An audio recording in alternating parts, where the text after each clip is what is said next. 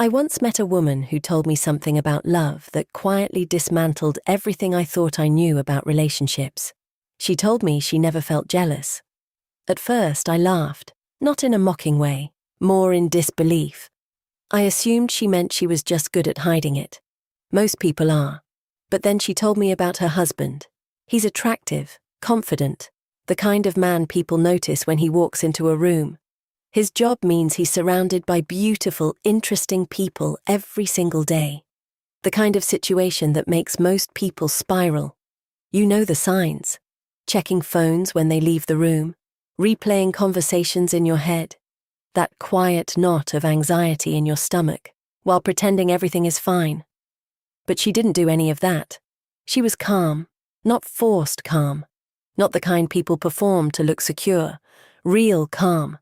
The kind that made me uncomfortable. Finally, I asked her, "Don't you ever worry?" She looked at me for a moment, not defensive, not irritated, just gentle. Why would I? I felt my chest tighten a little. I waited for the explanation. Surely there had to be one. Then she said something that made the room feel suddenly quiet. "If he wants to be with me, he will be with me," she paused. "And if he doesn't, I'll find out." Another pause. "Either way, I'll be okay."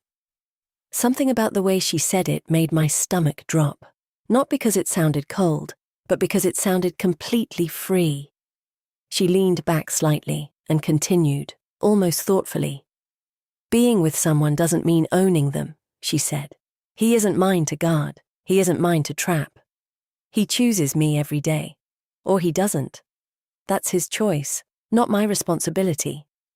I remember feeling this strange mix of admiration and discomfort rising in my chest, like something inside me was being quietly challenged. Then she said the sentence that stayed with me long after the conversation ended. "The moment my worth depends on his choice, I lose myself." She held my gaze when she said it. "And what he loves about me is that I haven't lost myself. If I became someone who needed constant reassurance, I'd destroy the very thing I'm trying to protect." I felt that one, like a small, uncomfortable truth settling somewhere in my ribs, because suddenly I realized something painful. Jealousy isn't proof of love. Most of the time, it's fear. Fear of abandonment wearing a romantic mask. Real love doesn't tighten its grip. It loosens it. Not because it cares less, but because it trusts more.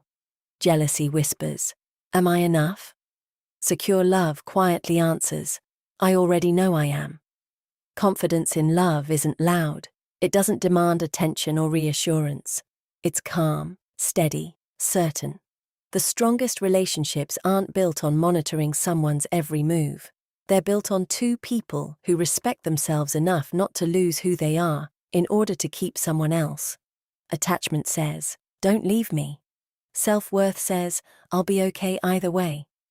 And strangely enough, that's often what makes people stay. Love grows where freedom exists, where trust replaces fear.